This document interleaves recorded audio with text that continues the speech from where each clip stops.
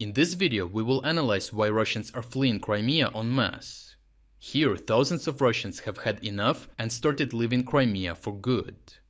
The situation got so dire because of Ukraine's systematic strikes that the crowded streets in the biggest cities quickly became completely empty.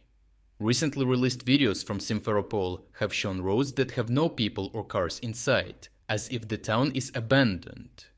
One video was recorded at 9 in the evening, and a Russian compares the situation to an apocalypse, as the streets that used to be overflown are now empty.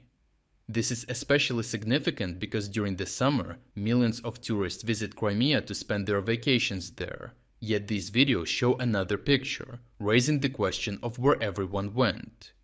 The reason is that many Russians started to flee because the living conditions in Crimea became extremely difficult. As the northern roads towards the Russian-controlled peninsula were destroyed, the only way out of Crimea is to the east through the Kerch Bridge. After one of the most recent Ukrainian nighttime attacks on bridges and energy infrastructure, the Russians started to flee using this last way, which caused a massive line of more than 650 cars on the Kerch Bridge, indicating panic among the local population. The bridge remains open for road traffic, despite repeated Ukrainian strikes, although it experiences frequent temporary closures for security reasons, and now it is even more constrained because of the fleeing residents. Many Russians decided to take this route because of the fuel crisis, which happened because Ukraine cut nearly all logistical roads to Crimea, leaving it without stable fuel supplies. Ukraine also targeted fuel trucks and oil tankers, severing land-based and maritime supply lines simultaneously.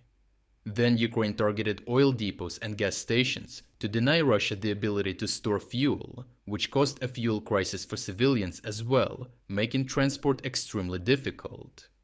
On top of that, Ukrainian drones also struck energy infrastructure, which caused widespread outages, leaving the peninsula without electricity. It also forces businesses to operate less because the Crimean authorities set the time frame in which they can be open. The outages are also putting a strain on Crimea's water system, which cannot operate without electricity. Because of the accumulation of these problems and the constant Ukrainian strikes, Crimea is not only unsuitable for a vacation place anymore, but also as a living place, because the collapse in tourism has deprived the locals of crucial revenue.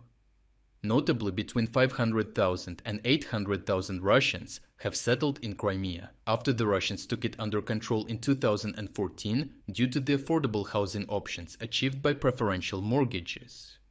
The goal of Russia was to increase the Russian population in Crimea while forcing local Ukrainians to flee.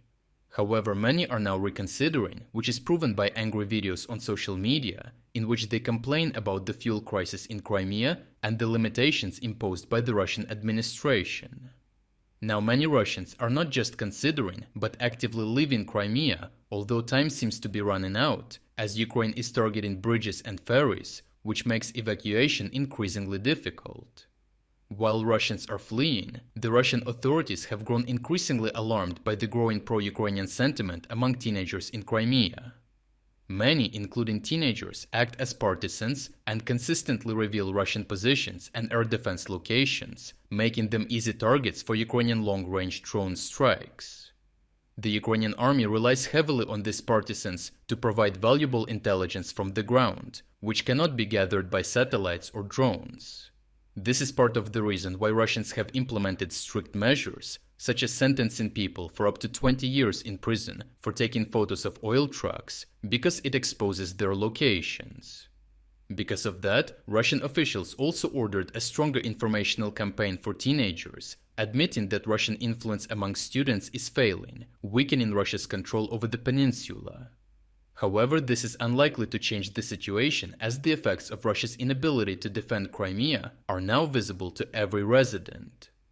Overall, the growing Russian exodus from Crimea highlights the cumulative effect of Ukraine's long-term strategy to isolate the peninsula and undermine Russia's control. As the crisis spirals out of control and Russians are leaving, confidence in Russia's ability to govern and defend Crimea is steadily eroding as pro-Ukrainian activity grows. Continued Ukrainian strikes on logistics could accelerate this process, deepen internal instability, and further weaken Russia's position, creating a power vacuum which Ukraine can exploit. To watch uncensored combat footage that we used in this report, check out our interactive news map. Here we are unrestricted by the YouTube policies and can finally show you the full uncut version of what really happened. But what is even more important, this map will give you access to all our analysis of significant events that go far beyond of what we can include in our short daily videos.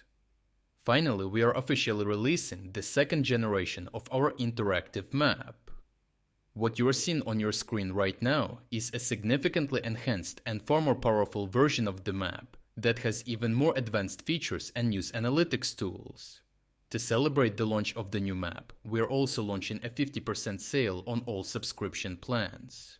Starting from just $4.99, you will not only gain premium access to the map, but you will also unlock all our exclusive strategic updates, frontline overviews, and strategic geopolitics videos. So check out the link in the description to become an exclusive member of our community.